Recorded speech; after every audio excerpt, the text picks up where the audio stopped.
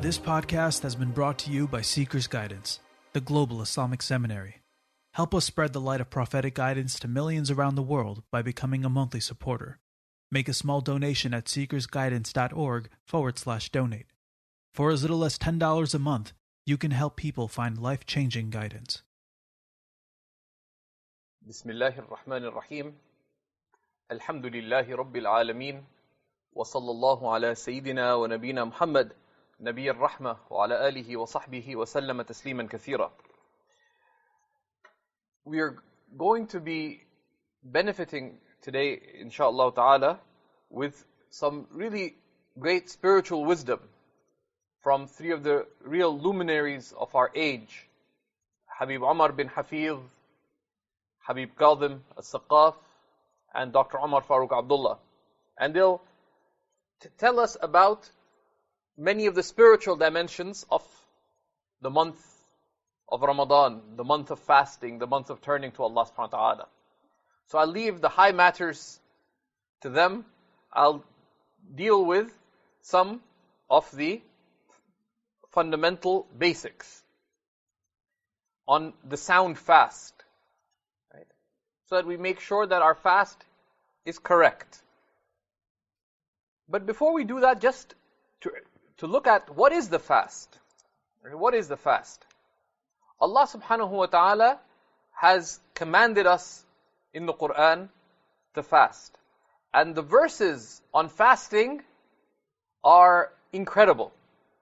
They're just 4 verses that come together that give us all the guidance with respect to fasting. All the fiqh of fasting, like how you fast, both the fast itself and all the exceptions with respect to fasting. The traveling person, the sick person, the one in difficulty. And the verses also tell us what is the spiritual aim of fasting. Why does Allah make us fast? So it is a good practice that as the month approaches, we should strive to review what our Lord tells us about the fast. And that's just a good habit to establish. One way to avoid making our acts of worship mere habits and rituals is to use the special times and special occasions as opportunities to reconnect. So when Ramadan is coming, this is a time to reconnect.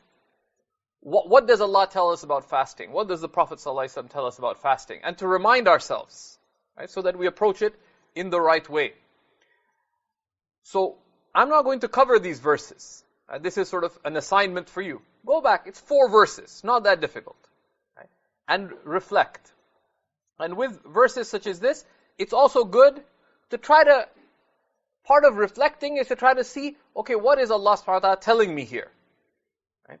There's fiqh that is clearly there, and we look at what is understood from these verses with respect to a valid fast, etc. But we also look, right, at what is the spiritual purpose of fasting. What am I supposed to try to attain through the fast? So reflect on the key lessons with respect to fasting and the month of Ramadan, for example. Because Allah subhanahu wa ta'ala tells us that the month of Ramadan is a month in which the Quran was revealed. It is a month of the Quran. And one of the reasons we turn in devotion in this month is out of gratitude to Allah subhanahu wa ta'ala for the gift of the Quran, the gift of guidance, ultimately the gift of what gives meaning to life. But these verses also touch upon the spiritual purpose of fasting. And the spiritual purpose of fasting, as we'll be looking during the Wednesday class, there's 3 spiritual aims of fasting that are mentioned in these verses. The first is, كُتِبَ عَلَيْكُمُ الصِّيَامُ كَمَا كُتِبَ عَلَى الَّذِينَ مِنْ قَبْلِكُمْ لَعَلَّكُمْ تَتَّقُونَ. Fasting was prescribed upon you, as was prescribed upon those before you, in order that you may attain taqwa, mindfulness, God consciousness, piety. Right? That's an aim of fasting, a benefit of fasting.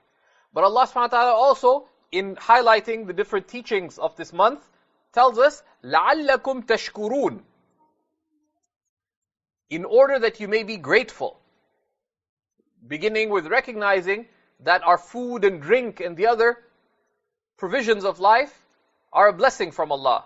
And through the reflection that the month of fasting is meant to nurture within us, to cultivate gratitude to Allah subhanahu wa ta'ala. And that's an aim of this month. And the third, what changes in the month of Ramadan? Suddenly, religious matters take a much more central part in our life because of the nature of fasting and the refraining that it entails from a whole number of matters. And that's part of the wisdom of this month. لِتُكَبِّرُوا اللَّهَ عَلَى مَا هَدَاكُمْ, so that you may magnify Allah. And takbir, to realize the primacy of the divine in one's life and of turning to Him. But these purposes of fasting, these maqasid of fasting, these are all aims that are a means to an ultimate purpose. The ultimate aim of fasting, like everything else that we do, is recognizing, realizing, and attaining closeness to Allah subhanahu wa ta'ala. So, in verse 186, after giving most of the rulings of fasting, Allah subhanahu wa ta'ala mentions.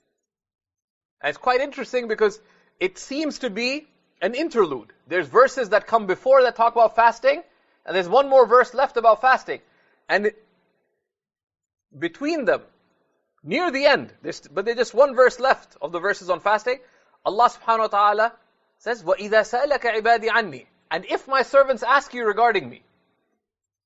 How does that relate to fasting? Because the previous verses, 183, 184, 185, talk about fasting and its purpose and how you fast and so on. And then verse 187 concludes the discussion on fasting. There's an interlude. But this interlude is not a digression. Rather, it is a culmination of what is mentioned before. That these aims of fasting, what do they culminate in? And the acts of fasting, as described, what is their result? وَإِذَا سَأَلَكَ عِبَادِي عَنِّي, and if my servants ask you regarding me, فَإِنِّي قَرِيب, I am indeed close. أُجِيبُ دَعْوَةَ الدَّاعِ إِذَا دَعَانِ, I answer the call of those who call upon me when they call. فَلْيَسْتَجِيبُوا لِي, so let them answer my call. So let them answer my call. وَلْيُؤْمِنُوا بِي, and let them truly believe in me. Because faith is two faiths. There's mere faith, which is to accept that yes, I believe in God. And there is realization of faith, that the faith comes to life, bears fruit, and goes towards the perfection of faith. So let them believe in me. They're already His servants. If my servants, and Allah's servants are those who believe in Him, ask about me, I'm indeed near. I answer the call of those who call. So they believe in Him. They call upon Him. So let them answer my call and let them believe in me. Meaning let them truly believe in me.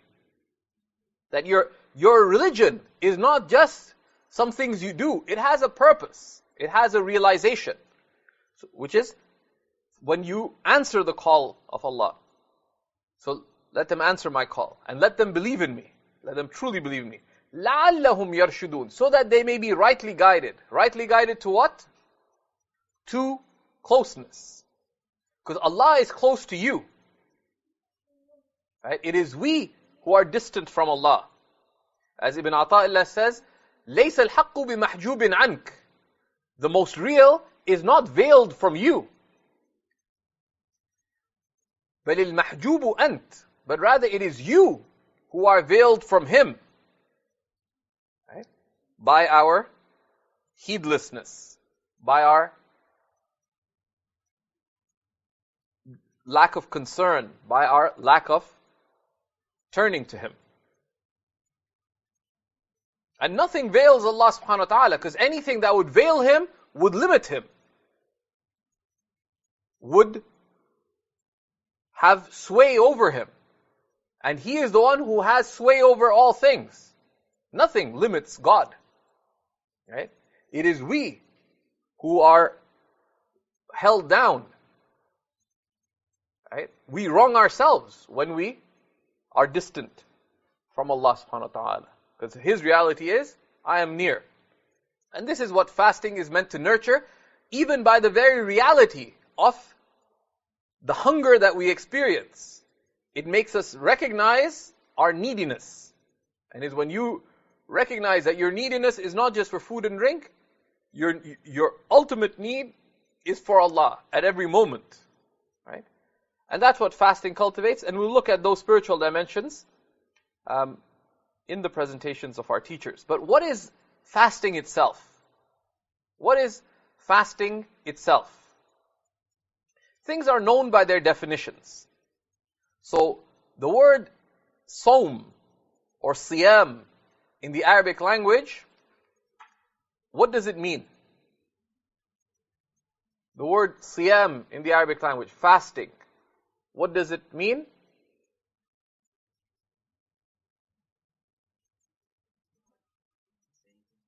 Yeah, it refers to refraining, abstaining. And you can use the word sawma in a general linguistic sense, particularly if you look at pre-Islamic Arabic. Right? You could use the word siyam for even things that, even from speech, for example, as it's come in the Quran. Okay? So it just means to refrain. Fasting, particularly in its religious sense, fasting refers to a particular type of refraining. A particular type of refraining as an act of worship. And what is that particular refraining? What do you refrain from? What do you refrain from?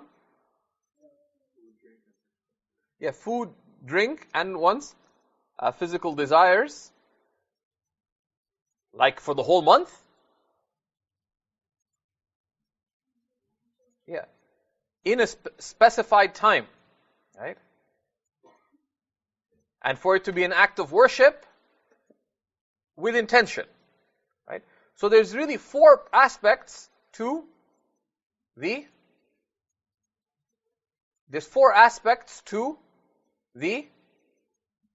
legal reality of fasting.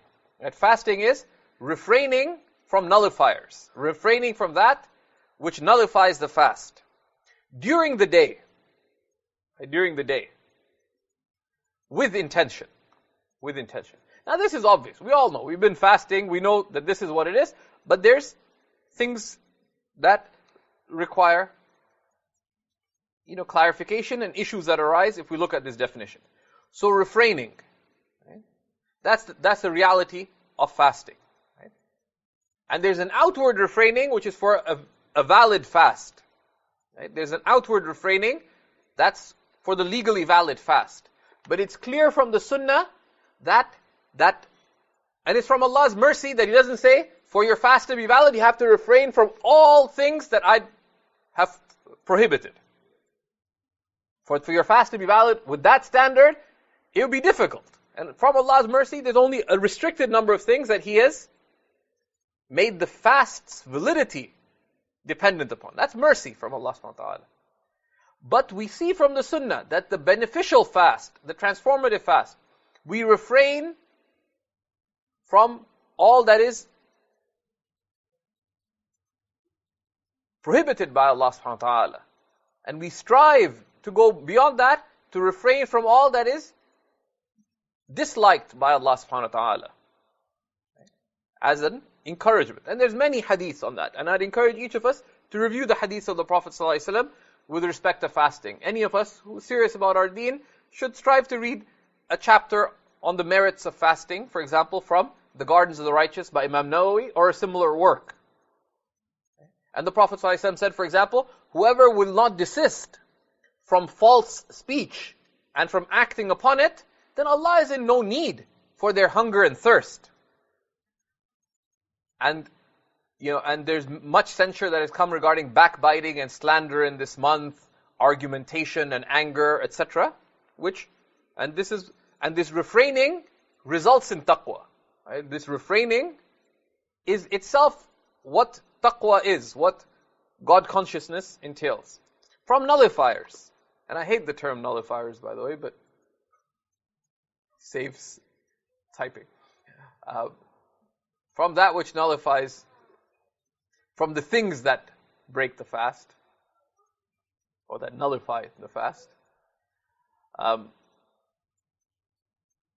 which we'll look at, right? So it's from a limited number of things. Because there's many other things that enter one's body, for example, that don't break the fast. Air goes in, doesn't break the fast. There's many things that are completely unavoidable that don't break the fast. Thankfully, we live in a place where not a lot of people smoke, or they do so in very restricted places. They're like oppressed animals kind of thing. It's like kind of sad, actually. Especially in winter, you see these people standing outside, they're smoking. It's like either they're criminal or oppressed, right? Like, feel kind of almost sad for them. But, in some places, there's smoking going on all over the place. So what if you inhale that? There's some issues, right? During the day, right? During the day. And especially in more northern latitudes, etc., issues arise. When does Fajr enter? Right? And that's one of the questions I will address. With intention, because it's an act of worship. Right? And intention has an aspect of validity, and it also has an aspect of reward. Intention has an aspect of validity, and to be clear, in Ramadan, you can assume that you have the intention to fast. Because if anyone asks you, what are you doing tomorrow? What would you say? I'm fasting. So the intention is assumed to be there. Right? You went to sleep, you wanted to get up for suhoor. If you paused the flow of time and asked, why did you try to wake up at 3:30 or whenever you try to wake up? To have suhoor. Why do you want to have suhoor? Because I want to fast. So the intention can be assumed to be there. But that's in terms of validity. But the other aspect of the intention is reward. And we'll touch upon that. So when it comes to refraining from the things that invalidate the fast, there's things that can go wrong. Right? Things that can go wrong. And the things that can go wrong in the fast can go wrong in three ways. One is deliberate. And that's a bit of a serious problem, right? Unless you had a genuine excuse.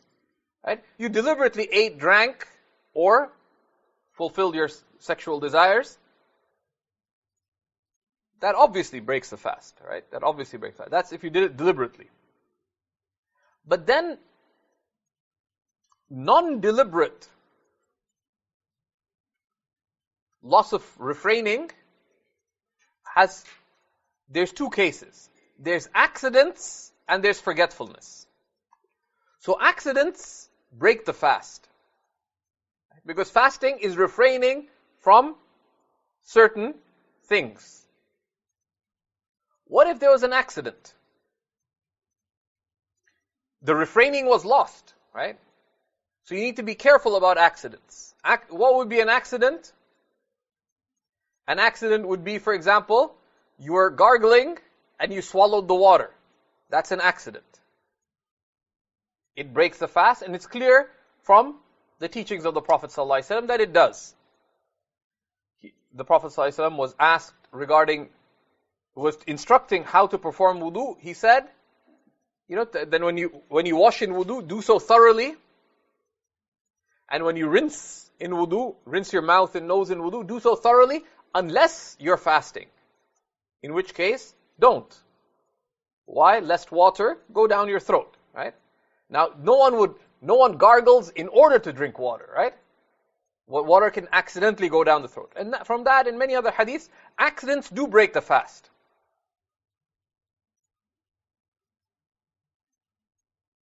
And the default is, legally, anything that goes in, right, of that which nullifies a fast, would nullify it. But the Prophet ﷺ made one exception, which is if one of these things took place forgetfully. If one of these things took place forgetfully, such as you ate a whole meal forgetfully, would that break the fast? No. That's mercy from Allah subhanahu wa ta'ala. Actually, the Prophet ﷺ said, if that happens, one should be thankful to Allah. Of course, you can't forget deliberately. Say, I'm going to forget and have lunch today. That's deliberate, right? But if it happens, one should be thankful to Allah because it is Allah who facilitated that for you.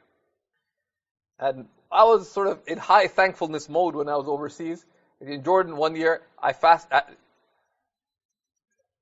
in a set of 7 voluntary fasts that I did, 6 of them I ate or drank. 4 of them I had a full meal. 3 of them, it was a full meal with dessert. The one that wasn't that wasn't like actually having a meal, one of the 2 cases that wasn't having an actual meal was 5 minutes before Maghrib. I went and told a friend of mine that could he go to the airport to pick up a friend of mine. He said, why don't you come with me? I said, because I'm fasting. He said, then hold on a second. He went and grabbed a cup of tea for the road. I said, what is that? You're drinking tea and you don't give me any? So I grabbed the cup from him and I drank the whole thing. He's like shocked. He said, you're fasting. I said, it's from Allah. Right? And so that's mercy. But forgetfulness is an exception. Why? Because the Prophet ﷺ made it an exception. Just legally, had the Prophet ﷺ not made it an exception, forgetfulness would also break the fast, because something went in. But let's say Zubayr and Zubaydah are having a rough first year of marriage. Okay. And Zubaydah is like, she's tough. She's like, she's from a Bedouin background, right? And you don't mess with the Bedouins, right? So Zubayr is asleep. So Zubaydah says, I'm going to show you who you mess with, right? So what she does, she records it and she pours water down his throat. Right? And it's not just recorded, it's being live streamed. So she puts on Periscope or whatever that here's Zubayr breaking his fast. Of course, don't do it because it's sinful. Right? But if she does it, she pours water down his throat and he's sure that he did swallow. Does it break the fast? Does it break the fast? Yes, it does. Because that's considered an accident. Now, of course, the person who did that would be sinful because you've just broken someone's fast. So in that case, there will be no sin involved. You have the full reward of that intention, but you must make it up. And of course, that rarely happens. When have you ever heard of something like that happening? But if it does, it can potentially happen. University days, we poured half a can of Coke down someone's throat while they're sleeping. So if it happened, and they happened to be fasting, it would break their fast. But practically, be careful in wudu. That's one of the practical areas. Be careful in wudu. And how do you do it? By leaning forward. So when you rinse your mouth, just lean forward a little so the water won't go down your throat. That's one. Number 2, if you brush your teeth, right? If you accidentally swallow the toothpaste, that's an accident, it breaks the fast. So what do? If you do use toothpaste, use only a little and rinse out your mouth. And one rinsing of the mouth is sufficient. Okay, one rinsing of the mouth. Any aftertaste that's left after that is excused. Because that's mere taste without any substance. Right? One rinsing is sufficient. But it is superior to, unless there's other considerations, it's superior in itself to avoid using toothpaste during the day in Ramadan. Right? In itself. You can brush your teeth, you can use a siwak, but because the toothpaste itself is an external substance, you avoid that because it can risk the fast. That's one of the benefits of the toothstick, right? That you can use the toothstick in Ramadan. But they may be considered. You have a job. You have a job interview. You work in sales, and you woke up smelling like the garbage dump, right? Now, so if you need to brush your teeth, it's not. It's just something that's superior to avoid in itself. So if you do need to brush your teeth, use only a little bit of toothpaste and rinse out. Yeah, rinse your mouth once, and that's sufficient. So that's accidents. Forgetfulness, when you don't remember, is completely excused. Any questions here?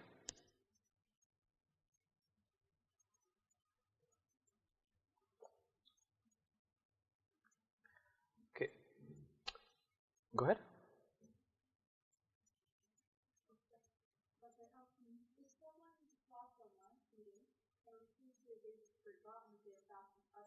That's a good question. If you saw someone eating while they're fasting, they say just pause for a moment. If there's someone elderly, the fuqaha mentioned this. Fuqaha are pretty stern, but they have some semblance of a soft heart sometimes. So if they're elderly, for example, then just let them be.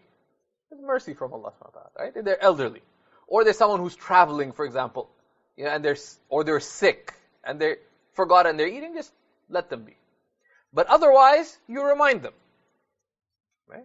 You remind them because, like anyone who's chosen to fast wouldn't willfully eat. So you just remind them that, oh, by the way, tactfully, you remind them.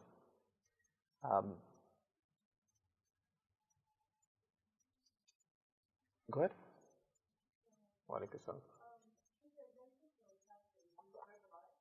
Should the intention of fasting be verbalized? No, we'll be coming to the intention, but it doesn't need to be verbalized unless it helps. So from nullifiers, we've mentioned that there's 3 aspects to that, right? From eating and drinking and intercourse. Now we'll look at each of these. There's a few issues. One thing is, with respect to eating and drinking, keep in mind the difference between accidents and forgetting. Accidents do break the fast. Right? So for example, let's say you have a grocery store and someone's trying to sell you salt. Right? And you don't really trust them. They're your cousin and they're a bit of a shady character. So this is really good Himalayan salt. Right? You don't believe them. You can actually taste something. Does tasting break the fast? No. If you know anything about taste, you don't have to swallow to taste something. So you could taste it. Or you work as a chef and you don't know if you put salt. Could you taste? Yes. When you don't need to, you avoid it. But if you accidentally swallow that, what would happen? It breaks the fast. Right? So that's the difference between, you put someone, it tastes good, and you instinctively swallow, that's an accident. But you forgot, and you had a whole, you tried one kufta, and it was really good. So, and you had 2, 3, and there's none left to serve. That's forgetting. Okay? And why is it? That's the way the Prophet ﷺ made the distinction. So, food also includes anything that has a tangible substance that goes down into your body cavity. Anything that has a tangible substance that goes down your body cavity. So some people have a bad habit, they'll like eat paper, if you bite your nails, that's not exactly food, but it will still break your fast. Anything that has a tangible body cavity that goes down your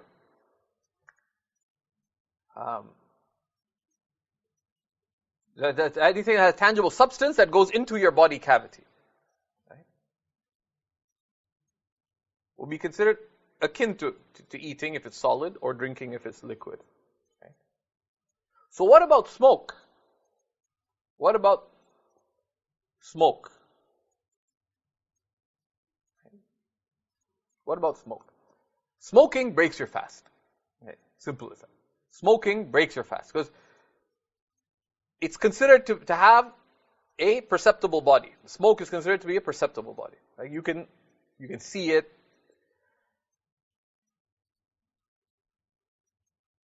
So if you smoke, it breaks your fast. Right? Whatever you smoke. Right? Inhalers break your fast. Now, there's pretty much no excuse for you to be smoking, but an inhaler, for example, you may need to use it. So if someone needs some kind of inhaler or puffer or whatever, if the need arises, now whether you should or not, that's a medical issue, that's not a legal issue, but if the need does arise, that you need to use it, then that may be, if it's a genuine need, that if you don't use it, there'll be some hardship or harm, then that would be an excuse to break the fast. So you'll have the reward for your intention to fast. You have the full reward of that, and then when you make it up later, you'll be rewarded again. So if something like that happens, you don't view it that you're losing out. You view it, it's a mercy from Allah subhanahu wa ta'ala. You are rewarded for your intention. You have the full reward of the full action because you intended to fast. And if it arises that you need to take medication, for example, like an inhaler, and it's not reasonably avoidable without harm, then you don't lose the reward of that intention, and when you do it again, you're rewarded a second time for it. Because we don't just do our acts of devotion because we have to. They're rewarded by Allah subhanahu wa ta'ala from His mercy. So, and then of course, when it comes to you having to use something like an inhaler or something, you avoid getting into a situation that you would require an inhaler. So you know that if you run after the bus, you may need to use the inhaler, then don't run after the bus. Right? But you have to, because if you don't catch the train, you'll be fired from work, then run after it, and if it breaks your fast, then you're not responsible. Smoke that's unavoidable is excused. Smoke that's unavoidable. To enter, you work you work somewhere where there's smoke. There's a lot of smoke. If you walk through a smoky place, you're still allowed to breathe. Right? Because breathing is it's not something you can reasonably avoid. So you're not held responsible for that. If you're in the kitchen and there's smoke there's steam coming out, can you breathe while you're cooking? Yeah, right? You can, and that's excused.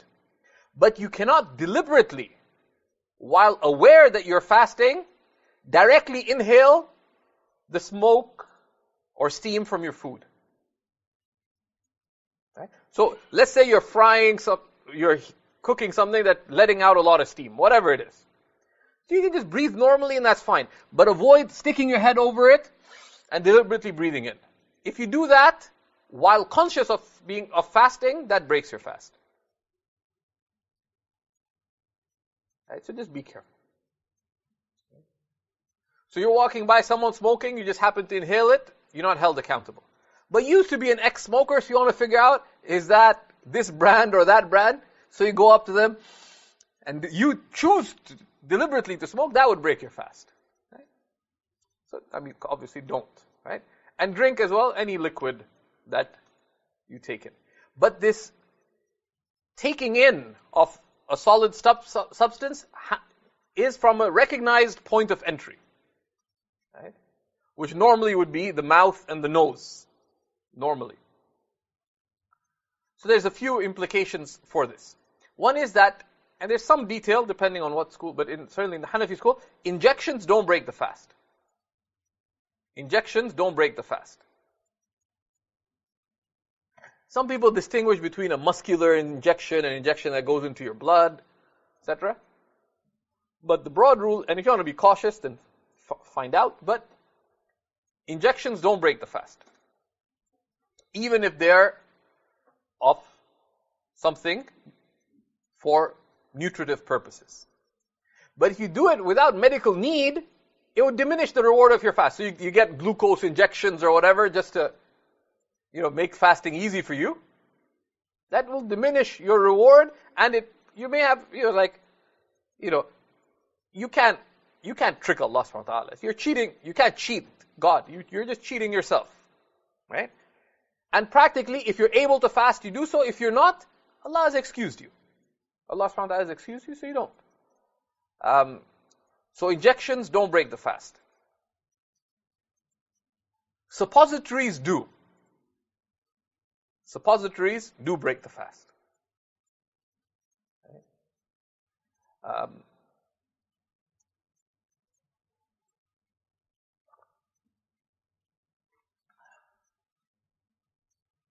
And other things that don't break the fast, actually the Prophet ﷺ highlighted a number of these. If kuhl, what do you call it? Antinomy or kuhl. Apparently that's a sharp taste. Don't taste it, probably shouldn't, right? But if you applied kuhl to the eyes, some people would sometimes feel that they had a taste of that after a while in their throat. That's excused.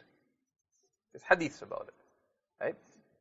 So that's not considered a recognized, from that and other hadiths, that's not considered a recognized point of entry into the body. Right? So if you applied kuhl to the eyes, and you felt like some kind of taste of it in your throat, it's excused. And there's some discussion about it between the schools, if you wish you could find out further.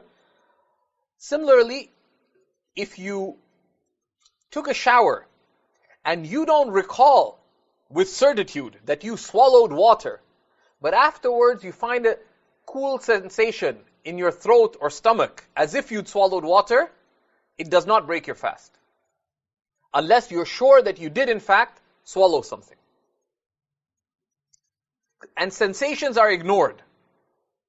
I don't know like the science of it, but sometimes mere sensations are ignored. And I know from dealing with all kinds of, I don't get misgivings. Sometimes I get murmurings of misgivings, but I direct my high capacity for belligerence towards the misgivings and they flee. So, alhamdulillah, they stay away from me. But there's people who get serious waswasa. And it's easy to imagine sensations that aren't there. So there's some people like, you rinse, you don't have to just take a shower. Some people wash their face. I think I may have swallowed something because I can feel something in my stomach. Feelings are excused. The question is, are you sure that you swallowed something? Like, do you recall actually swallowing some solid or liquid? If you're not, ignore sensations. And that's from mercy from Allah. And you're not responsible for reality. You're just responsible for what you perceive. Now, when we talk about fulfillment of sexual desires, there's two things that break the fast. One is actual intercourse. Actual intercourse breaks the fast unless it was forgetful. That's highly unlikely. If it happens, this is the ruling. A couple engage in sexual intercourse while fasting, even in Ramadan, and they said, well, it's between you and Allah. If you are forgetful, does not break the fast. It would be accidental, for example, if they didn't realize the time was in. They thought the time wasn't in, but it was, that breaks the fast. That's considered an accident. So actual intercourse breaks the fast, and deliberate ejaculation breaks the fast. Lesser expression of desire, whether with another or through self-stimulation, is not permitted, but it does not break the fast. It's not permitted, but you're supposed to refrain, but does not break the fast. Whether you look with desire or any of the expressions of desire. Now, what about kissing? Sayyidah Aisha mentioned it explicitly. She said that the Prophet ﷺ used to both kiss and touch during Ramadan. But which of you can control their desires like he did? Right? So from that, the fuqaha explain that mere kissing or mere physical contact is not impermissible in Ramadan. Even if it's loving. The basis of kissing is that it's an expression of love. But with desire, it is disliked And when the desire is strong such that there could be fear of invalidation, it would be strongly disliked or even sinful, right?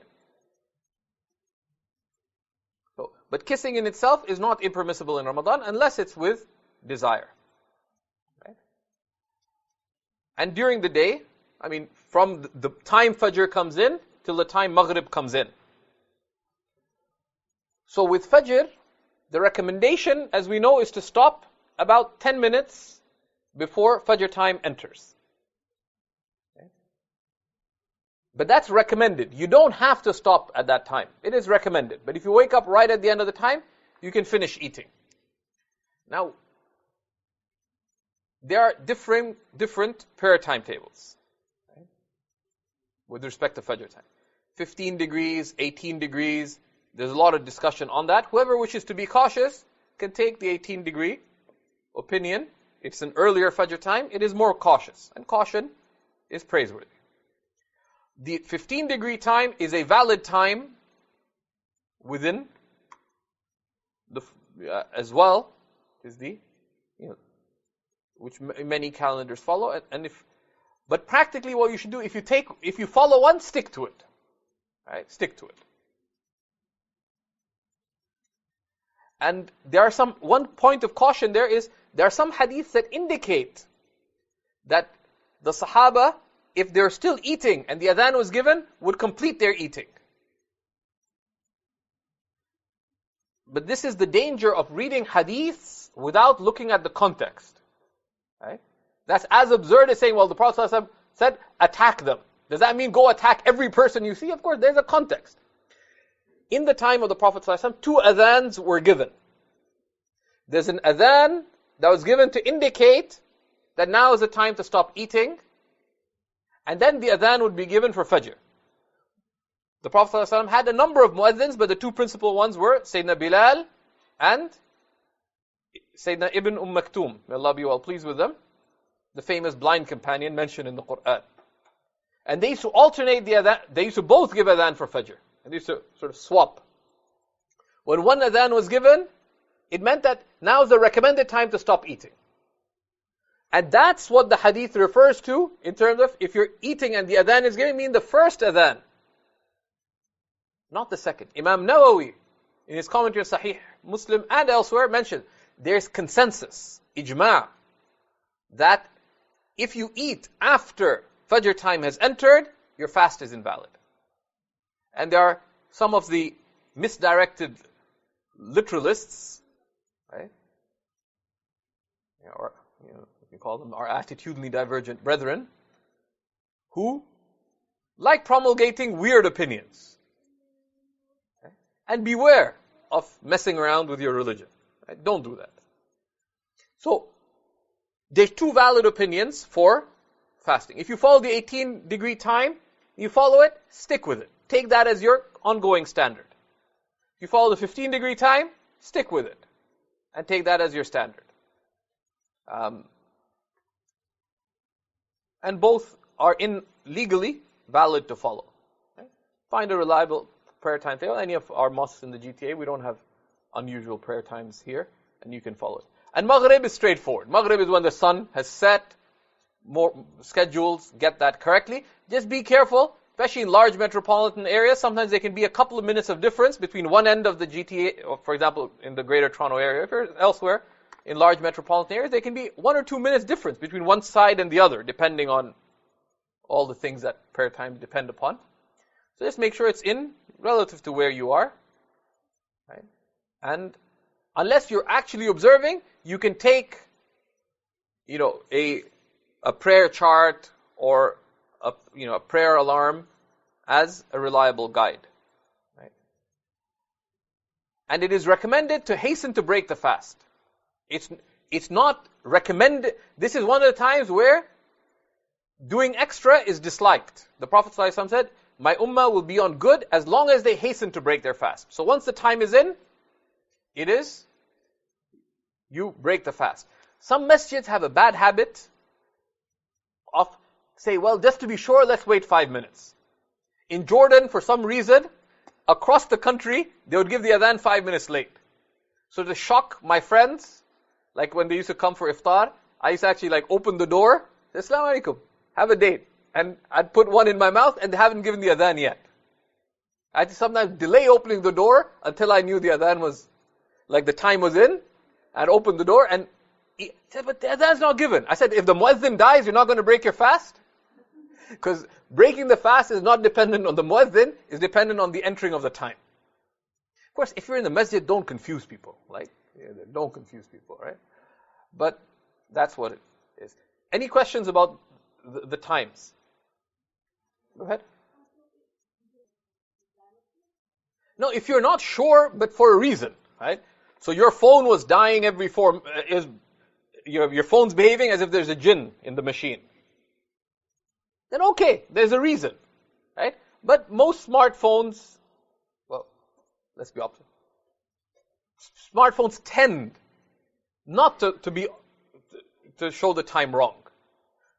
Yeah, and in the prayer time, you're pretty sure it's sound, then there's no reason to delay.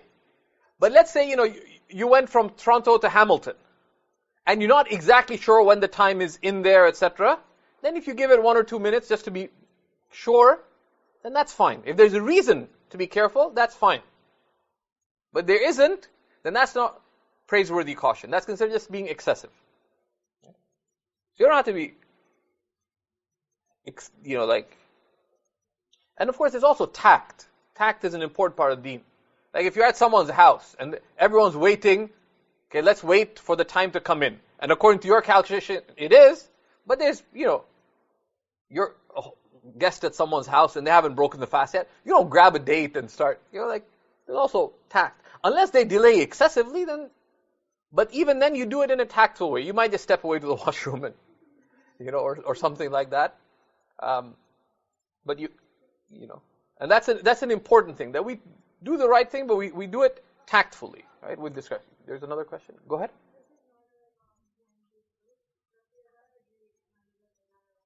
The adhan has no connection to breaking the fast. If the time is in, you break the fast. There's no basis, especially because some adhans take ages. The sunnah with respect to the adhan is that you answer the adhan, that you listen to it and answer it, right? And if you do that, another mistake that people make is that they make all the du'as of breaking the fast before they break their fast. If you read any of it says, "Oh Allah, I fasted for you, and did this for you and that for you." You're still fasting. Why are you making the du'a right now? Right? It says, or one of the du'as says, ذهب الظمأ, the thirst is gone. وابتلت العروق, and the veins have been moistened. وثبت الأجر, and the reward has been established. Inshallah. Well, not yet, because you haven't broken the fast. So you say Bismillah, you have something to break the fast, like a date, maybe a sip of water, and then you make the dua. Right? And that's a common. Some people they make 5-minute dua and everyone's waiting to break. That's a mistake. And again, be tactful about it, but yes.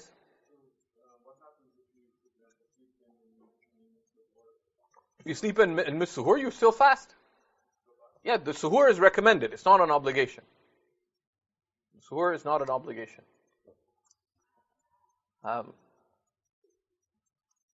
The last part of the fasting is intention. The intention is 2 parts. Validity, unless you have decided not to fast, any Muslim, it's assumed that they're fasting in Ramadan. And if you doubt, you assume that you intended to fast, right? Why would you wake up for suhoor? Why, and the sign of the intention, if you were to ask, what are you doing tomorrow? You say, I'm fasting. Right?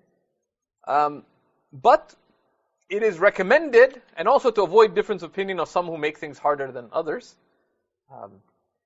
they say and also for the reward, it's recommended when you break your fast, make an explicit intention to fast the next day.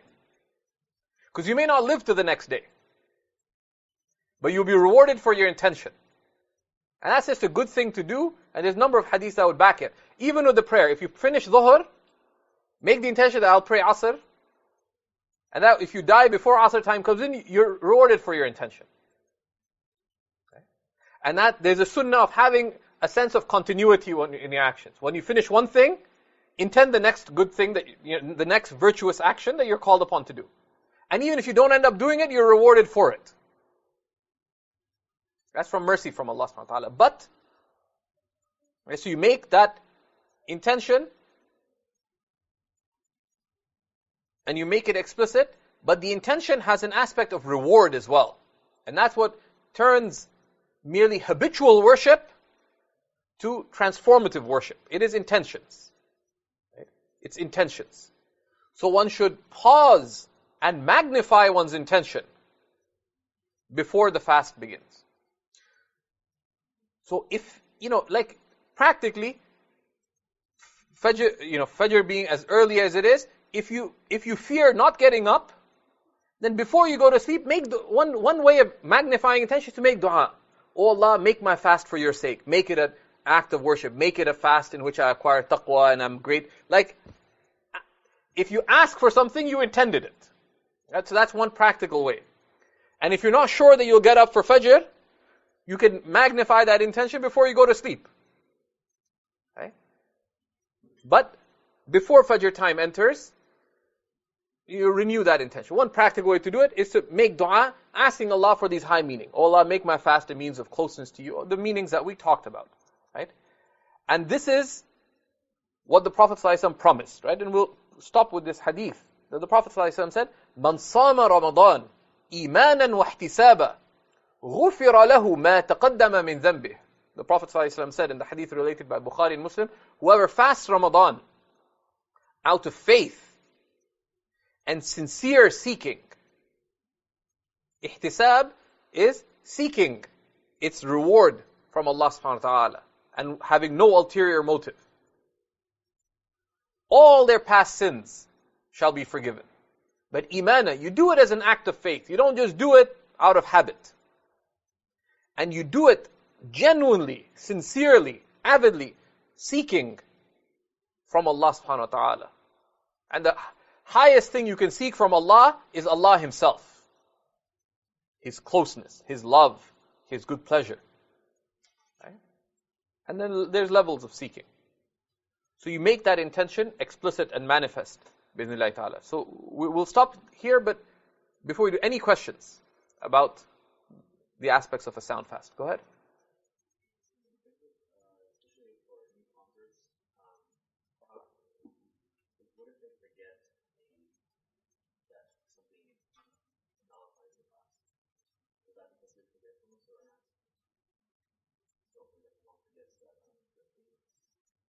Okay, so if someone, that's considered an accident, right? Forgetting that something can't be done is considered an accident, right? Someone is, now there's two aspects there, right? One is the reward, and one's rewarded according to intention, not according to soundness. Right? So I have a friend who someone taught him that you fast from sunrise to sunset. So my friend, Spanish convert, said it was so beautiful. He was living alone in this house in like southern Spain. So he used to sit at the porch, pray Fajr, then prepare a nice breakfast and watch as the sun drew closer to the horizon. And just before it did, he'd stop, make dua to Allah subhanahu wa ta'ala and watch the sunrise. Said it would be such a spiritual experience. And the whole month he was alone. Now, there's no relationship between validity and soundness. Should we be hopeful have high hope from Allah that He'll be rewarded for every single fast of those? Yes, for his intention. But were those fasts valid? In of themselves, no. In of themselves, no. So when one gets to, and if one knew, there's a separate case if someone just became Muslim and they didn't even know about fasting. That may be a special case. Someone became Muslim and they hadn't yet had the opportunity to learn, but he was mistaught and he misunderstood. So I read it in 5 books, but I thought dawn meant sunrise. But it doesn't. Like, if you don't know a word, you kind of legally have to look it up. Someone comes from Italy and they say, well, the red light, I thought it meant when it's yellow. If you don't know the difference between red and yellow, you're still legally responsible. The judge may be more lenient with you, and Allah is merciful. But there's no necessary relationship between reward and validity. Your action could be valid, but have no reward. And it could be invalid, but it'd be rewarded. But you still have to do it. And it's mercy from Allah subhanahu wa ta'ala that you do it the next time, and you're rewarded. And someone who doesn't know, you don't correct them. Like if someone's completely unaware, and this is one of the mistakes people make. If someone really doesn't know, you have to prioritize what you correct them in. Right? What you correct them in. Number one. Number two, how you correct them. So someone like that, they just became Muslim, and they say, I fasted the whole month, eating during dawn. One thing, these are sensitive, matters of religious guidance are sensitive matters. Because religion matters more to people than most other things. Right? And few things weigh on a person's heart as much as their duty to their Lord. And you have to be careful about breaking people's hearts. Right? The Prophet ﷺ told Sayyidina Mu'adh, أَفَتَّانٌ أَنْتَ يَا Mu'adh? Are you a person who creates fitna, O Mu'adh? Sayyidina Mu'adh's intention is good. He was leading people with long recitation, thinking it was good to do. The Prophet ﷺ castigated him, reprimanded him for that. So, in those kinds of things, don't be hasty to tell people what to do. Tell them to go and consult, and point them to the right. Because in many cases, you don't tell the person the right answer. You give them the upper. Rather, you direct them towards learning. And in due time, they may recognize. That's really important. Sayyidina Ali ibn Abi Talib was once about to give the khutbah for Eid, which comes after the Eid prayer, and someone pointed out to them, there's all these people at the back who are praying. Tell them not to pray. Because we know during Eid prayer, on Eid day, you don't pray anything before the Eid prayer or after the Eid prayer until you get back home. Sayyidina Ali refused to correct those people. He said, I do not wish to be of those who stop people from worshipping their Lord. Because the reason is because the only reason they're doing it, because they probably don't know. Right? And if they don't know, the real problem is not the mistake that they're making, but the fact that they don't know. Or the fact that they don't have enough religious drive, inspiration, or awareness to know. The problem might not even be knowledge itself. So you have to be careful and sensitive in those matters. And the way to be careful and sensitive is point them to someone who knows how to handle those cases. Okay? Or, sometimes, even if you know the answer, consider before you tell them. Consider before you tell them. So we'll stop there. Thank you for listening. This podcast was brought to you by Seeker's Guidance, the Global Islamic Seminary. Visit seekersguidance.org to access reliable Islamic knowledge taught by qualified teachers. We offer a wide range of courses, podcasts, articles, and a world-class answer service. Support us in spreading free, reliable Islamic knowledge to millions around the world by becoming a monthly supporter. Visit seekersguidance.org/donate and make a small monthly commitment today. Our beloved Prophet, peace and blessings be upon him, said, "Whoever guides someone to goodness will have a similar reward." So don't forget to share this podcast and spread prophetic guidance.